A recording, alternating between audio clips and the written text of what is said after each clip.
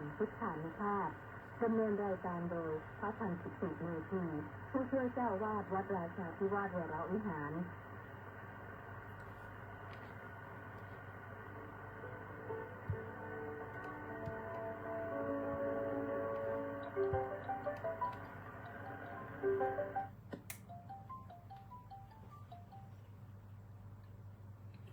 ขอถวายความนอบน้อมแด่พระรัตนตรัย ขอคารวะพระเถรานุเถระเจริญสุขสวัสดีท่านสาธุชนผู้ฟังทุกท่าน ได้เวลาพบกับรายการพุทธานุภาพนะ วันนี้วันพฤหัสบดี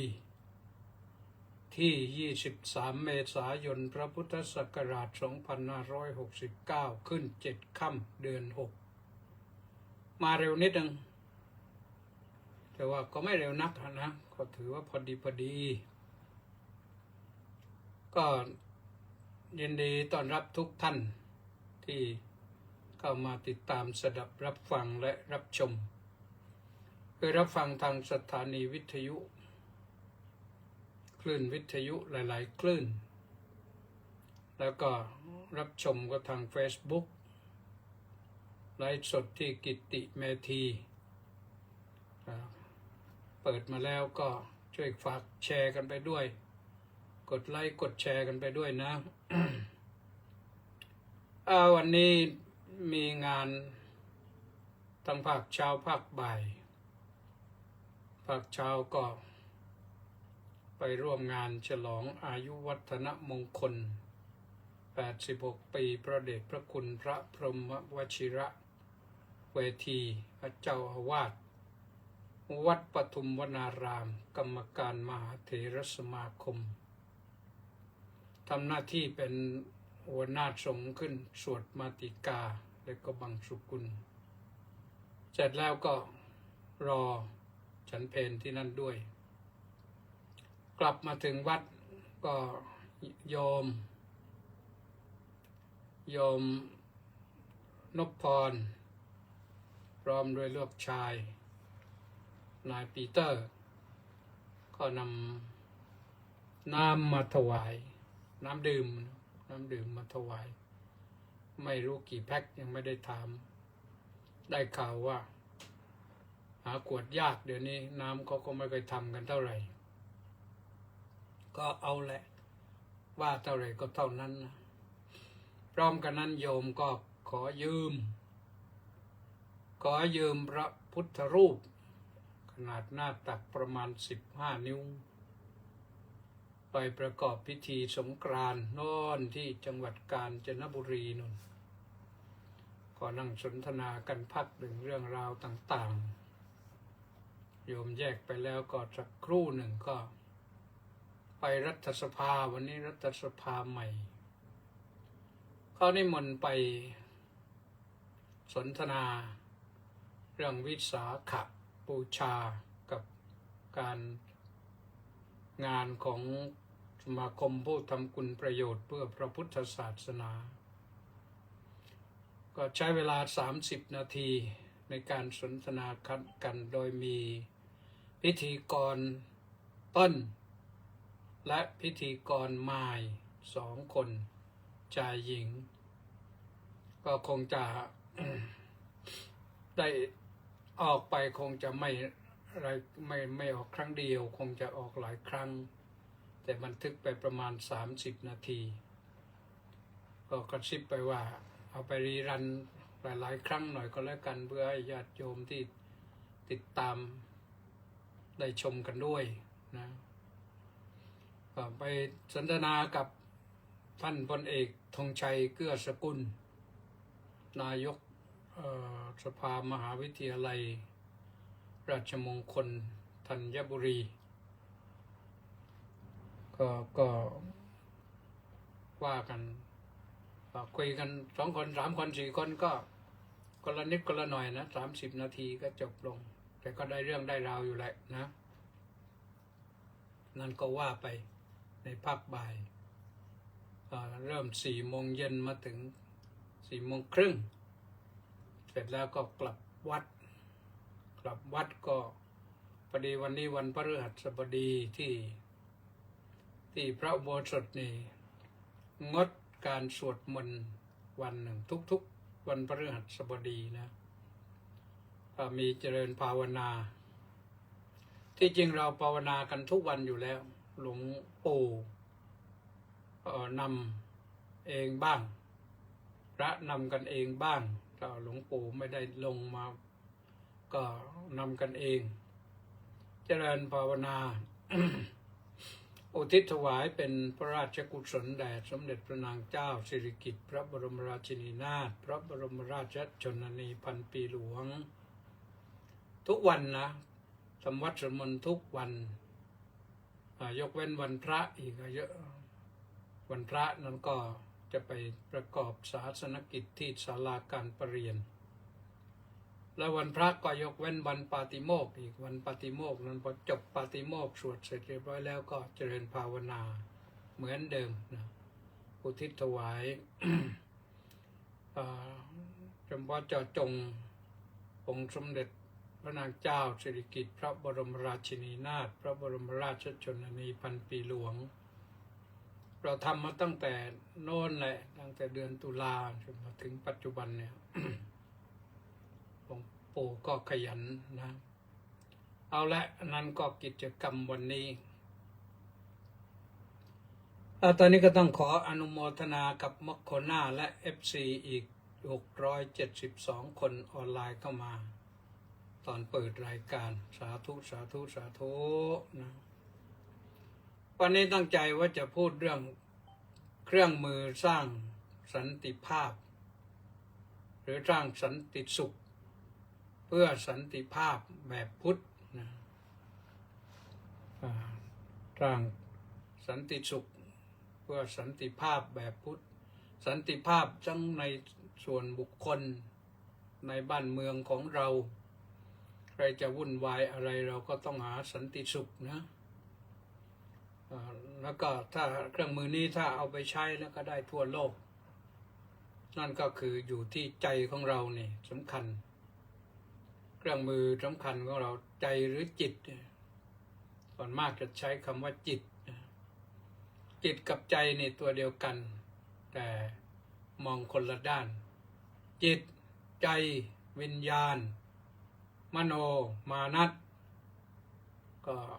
ก็อยู่ในชิ้นเดียวกันนะแต่ว่ามองกันคนละด้าน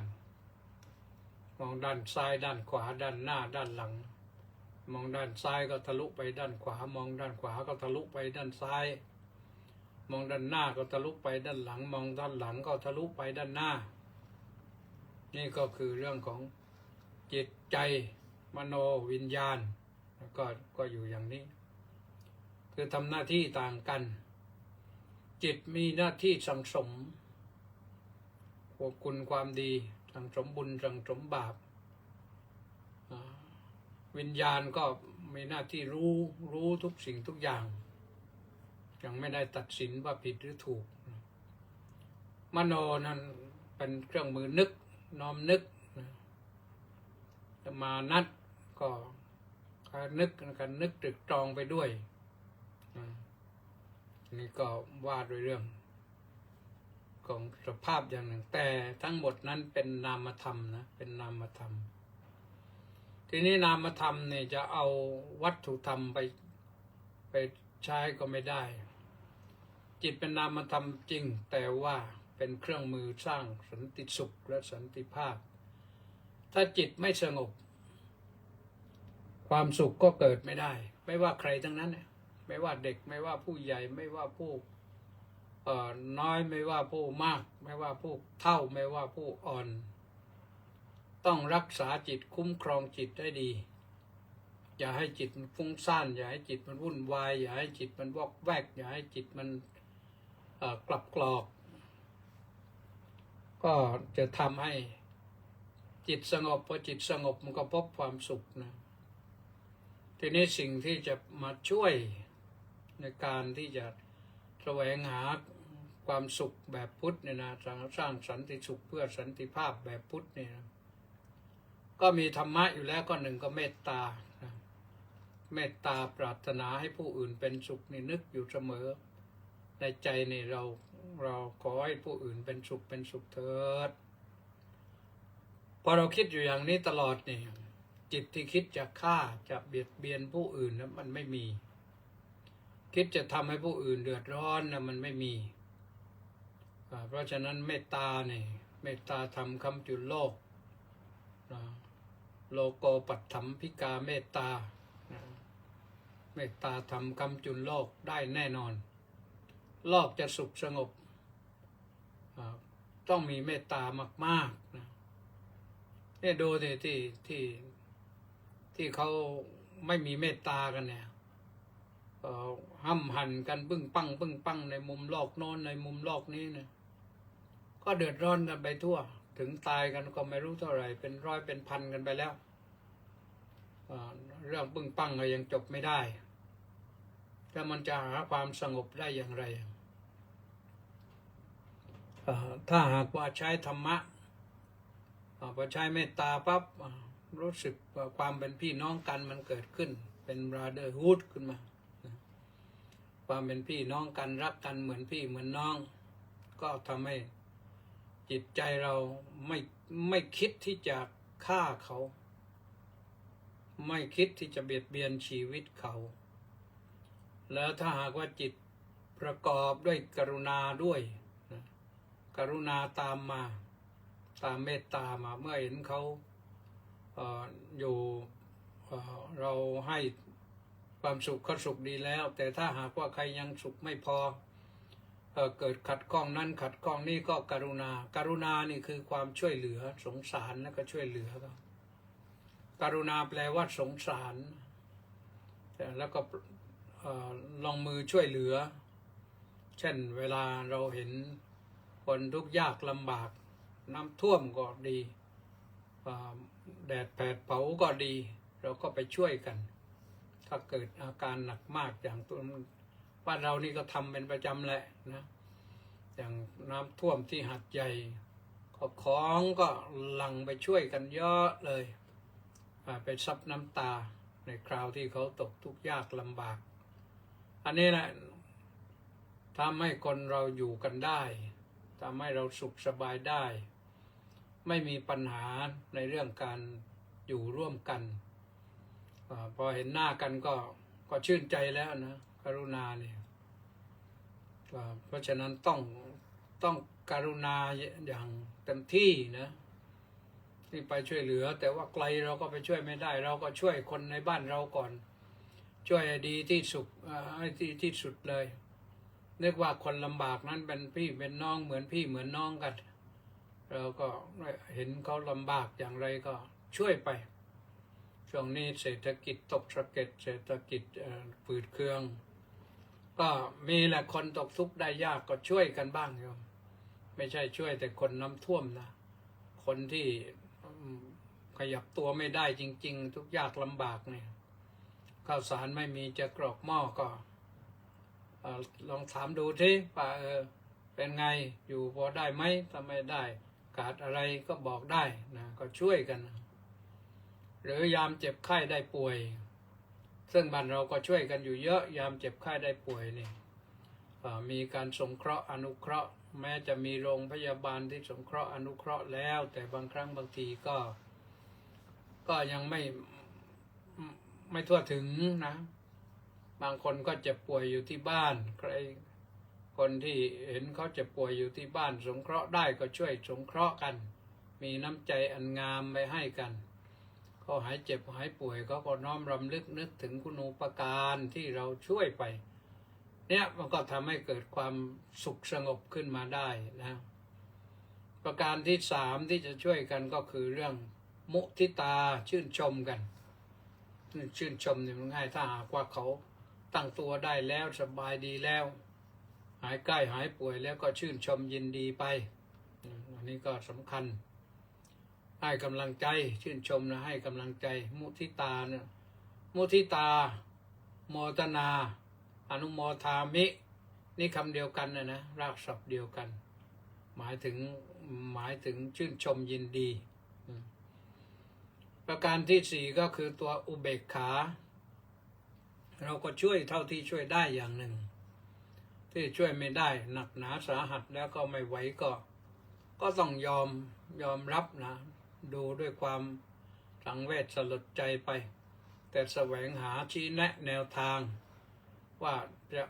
หาทางออกอย่างไรได้จะไปอย่างไรได้ เมื่อเป็นเช่นนี้ไม่รู้จะบอกอย่างไรก็บอกให้อดทนนะบอกให้อดทนแต่ว่าไม่ใช่เฉยนะอุเบกขาไม่ใช่เป็นนั่งเฉยอยู่ดูอยู่เฉยก็ไม่ได้ต้องช่วยอย่างถึงที่สุดอย่างคนประสบอุบัติเหตุสลบเหมือดไปนี้อย่างน้อยคนที่มีความรู้ความสามารถก็ช่วยปั๊มหัวใจช่วยกันเดี๋ยวก็ฟื้นขึ้นมาสักพักหนึ่งก็ไปได้นะอันนี้ก็เป็นเรื่องของการช่วยเหลือกันเพราะฉะนั้นนะถ้าหากว่าเรามีเมตตาแล้วเนี่ยก็ทำให้เราได้เครื่องมือในการสร้างสันติสุขเพื่อสันติภาพที่ดีที่สุดไม่ต้องเบียดเบียนใครทุกคนถ้าเราคนไทยช่วยกันเนี่ยคนไทยก็อยู่ได้นะกรุณาช่วยกันก็ได้นะนอกจากนั้นเราก็มาเสริมอาชีพสัมมาอาชีพอย่าไปทุจริตนะอย่าไปคดโกงอย่าไปทำความลำบากนะแล้วเราก็ต้องซื่อสัตย์สุจริตต่อกันอย่างในศีล 5นี่ก็ต้องเอามาไว้นะประกอบอาชีพไม่ลักขโมยซื่อสัตย์สุจริตต่อตนเองต่อครอบครัวต่อเพื่อนบ้านต่อมิตรสหายไม่ทำลายกันไม่ทำลายกันแล้วก็ที่สำคัญที่สุดในปัจจุบันก็คือต้องไม่เมานะในวาระที่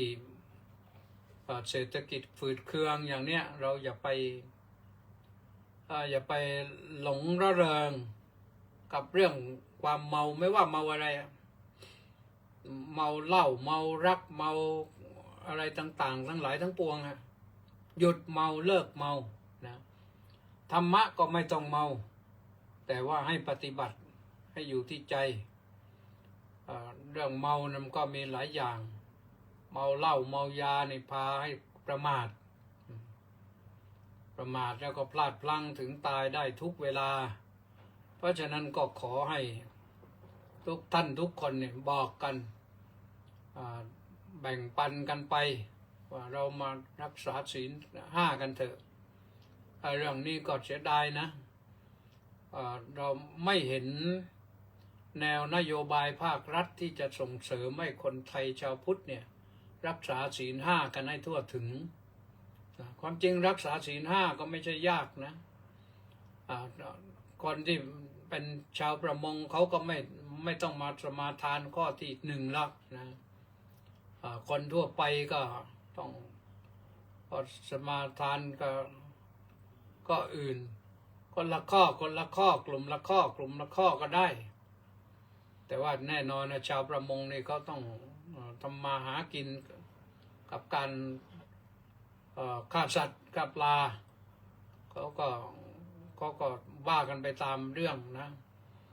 แต่ข้อที่2ในเรื่องสัมมาอาชีพนี่เราต้องดูนะทุกคนต้องประกอบสัมมาอาชีพได้ข้อที่3นี่ต้องซื่อสัตย์ต่อสามีซื่อสัตย์ต่อปัญญาซื่อสัตย์ต่อพ่อแม่ลูกหลานซื่อสัตย์ต่อเพื่อนบ้านอยู่กันอย่างไว้เนื้อเชื่อใจกันเรียกว่าไปไหนก็ฝากบ้านได้สามีไปเมืองไกลก็ฝากปัญญาไว้กับบ้านโน้นได้นะไม่ต้องฝากแล้วเพียงแต่ว่าฝากให้ช่วย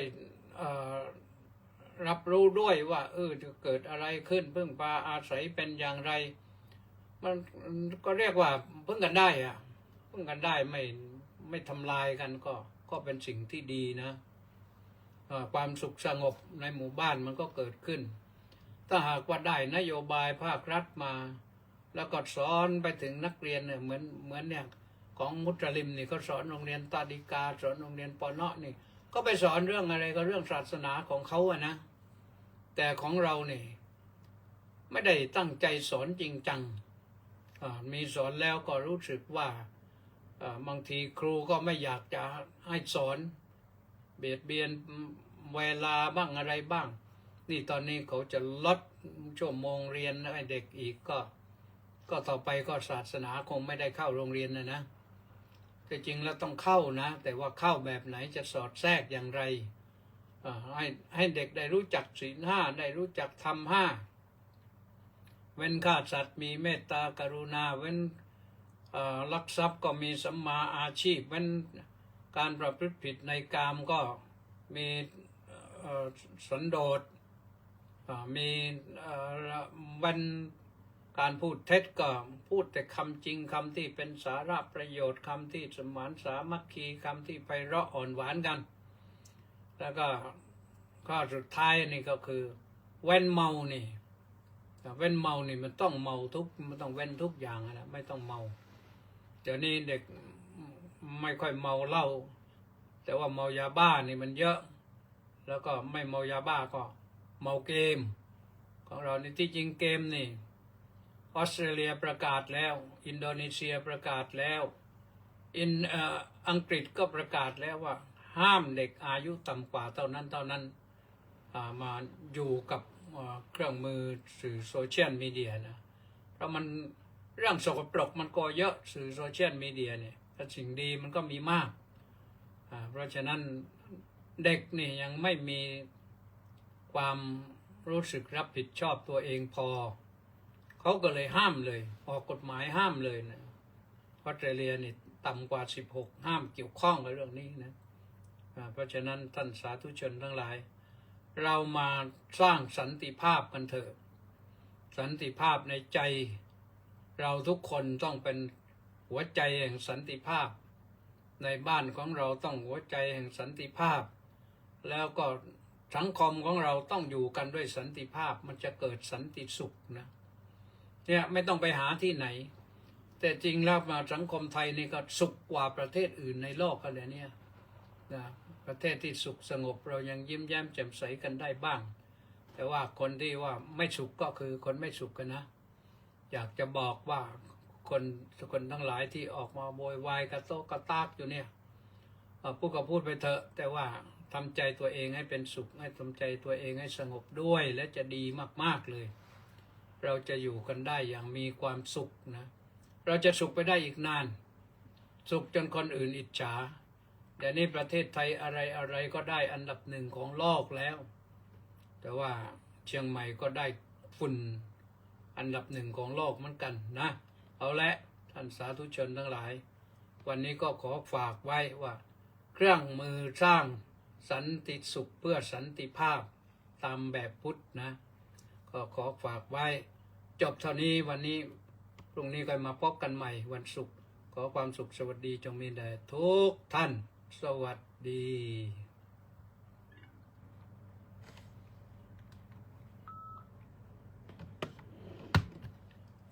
มีใครเข้ามาบ้าง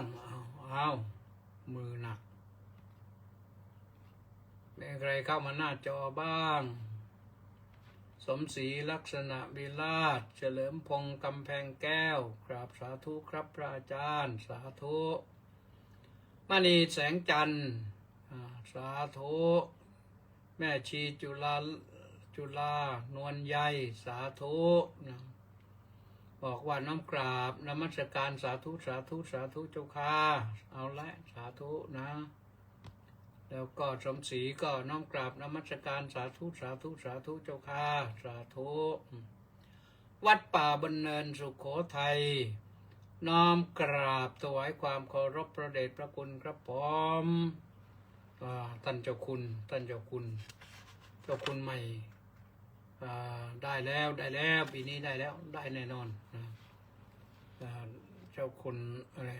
วชิรธรรมสารนะถูกหรือเปล่าไม่รู้ถ้าไม่ถูกก็เดี๋ยวก็พรุ่งนี้ก็ว่าใหม่นะเจ้าคณะจังหวัดสุโขทัยพิริยนาถท็อปสาธุประสานเรืองดิษสาธุครับสาธุแม่ชีสมใจสาธุเจ้าค่ะสาธุเป็นยาพักม นต์ศรีสรโชติกราบนมัสการท่านพระอาจารย์น้อมกราบสาธุสาธุเจ้าข้าสาธุให้เกินไปแล้วนะแล้วก็เล็กวังบุรพานุกูลแก้วสุขกราบสาธุครับสาธุมอกโกนาโมเมกราบนมัสการสาธุเจ้าค่ะสาธุนี่มาก่อนใครนะมาก่อนใครมาตอนเปิดรายการนนแล้วก็กิมอินบุญท่านกราบนมัสการเจ้าค่ะสาธุสาธุสาธุเจ้าค่ะสาธุแปะนันทิการน้อมกราบนมัสการสาธุสาธุสาธุเจ้าค่ะสาธุสริตพงษ์แทสะบำรุงสาธุครับพระอาจารย์สาธุยุทธศักดิ์ชูสงฆ์กราบนมัสการครับพระอาจารย์เจ้าคุณสาธุก็ในป้าจ่ายจินดามาไม่ทันอีกแล้วไปไหนไม่รู้ไปงานไหนไม่รู้นะเอาละเดี๋ยวตามมาทีหลังก็ได้มาเปิดติดตามชมติดตามฟังก็ได้นะวันนี้หมดเวลาเท่านี้สวัสดีหลับให้สบายนะสุขกายสบายใจหายใจคล่องพรุ่งนี้ตื่นมากระฉับกระเจงพุทธานุภาพธรรมานุภาพสังฆานุภาพคุ้มครองเถิด